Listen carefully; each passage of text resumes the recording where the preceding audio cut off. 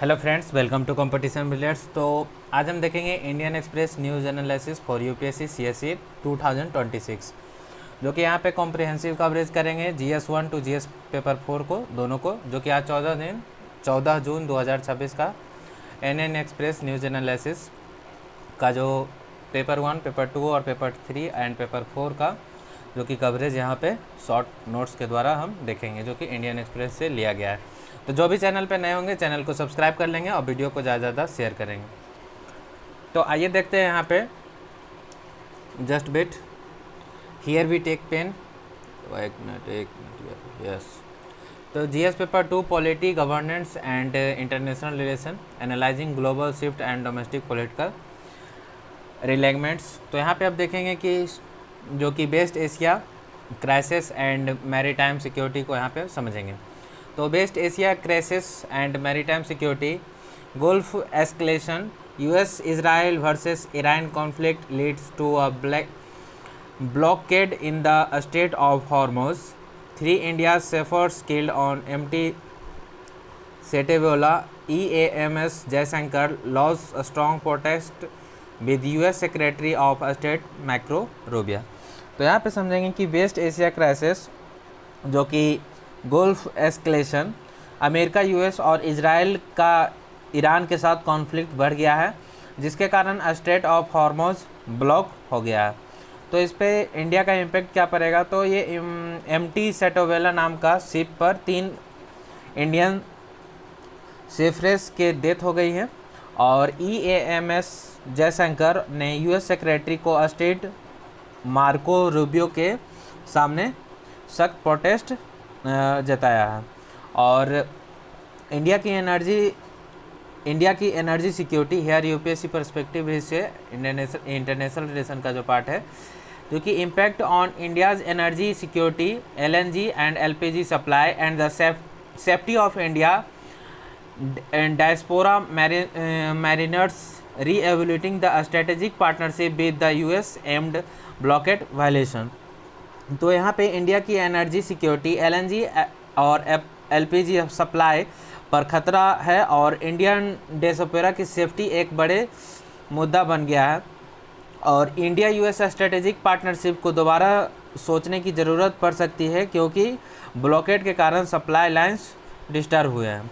तो ये सब कुछ पॉइंट थे जो कि West Asia crisis and maritime security के में देखा गया, gulf escalation and international relation का ये सब जो पार्ट था।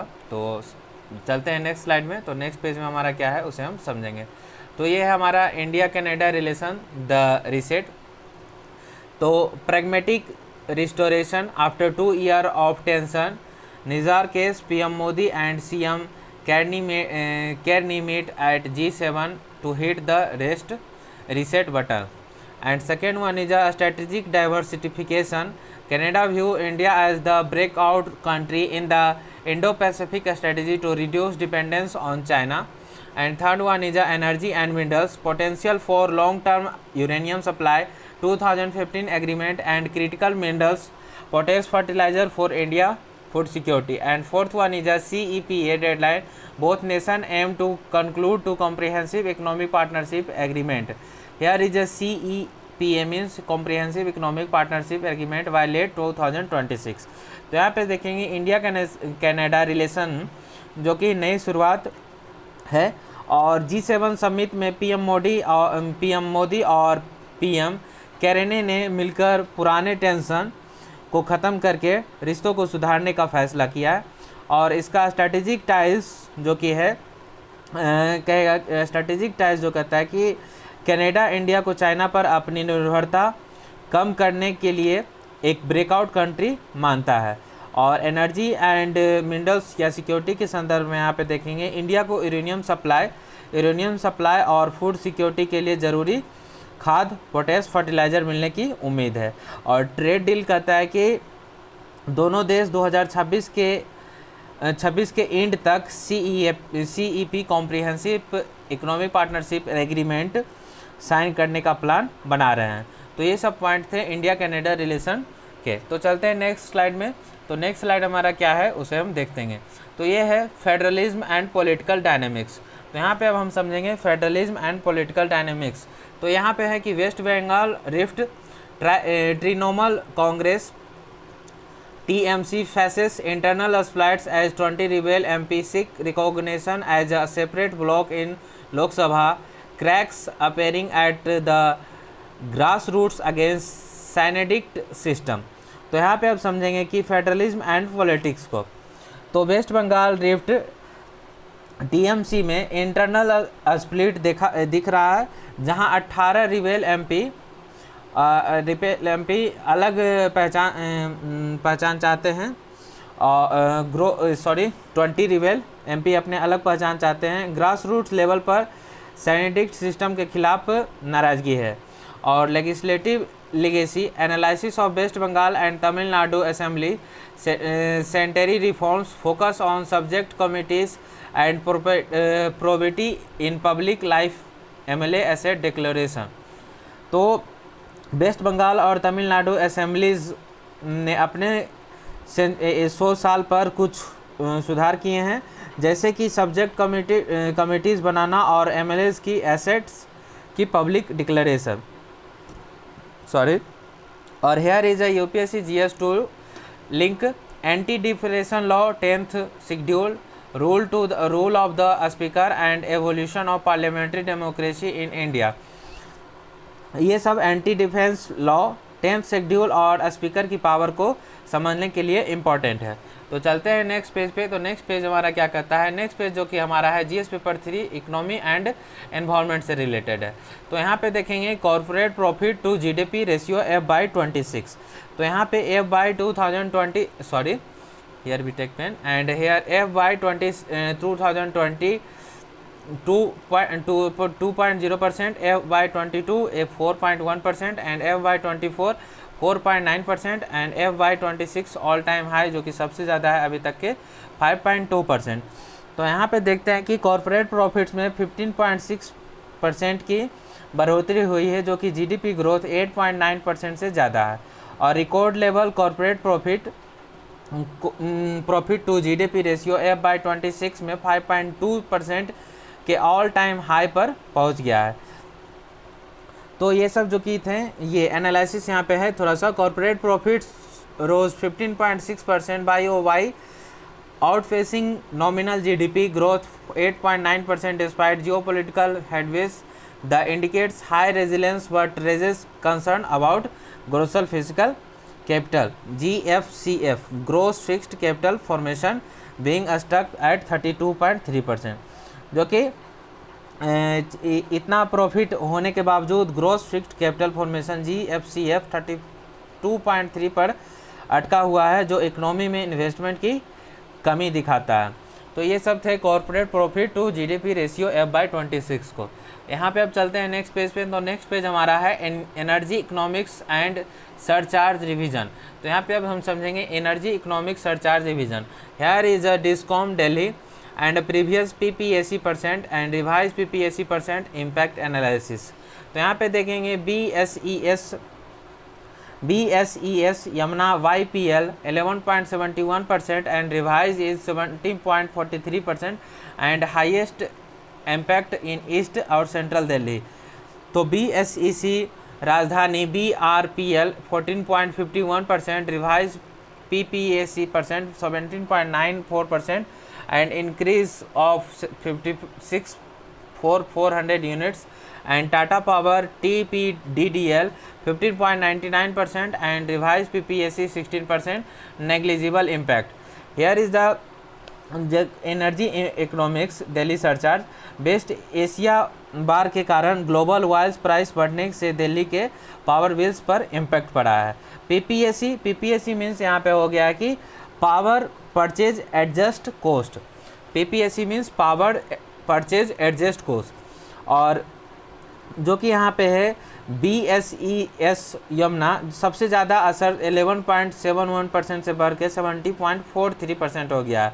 और BSEC राजधानी BRPL 400 यूनिट पर अप्रोक्स RS 56 का बढ़ोतरी हुआ है, जो कि इंक्रीजमेंट हुआ है।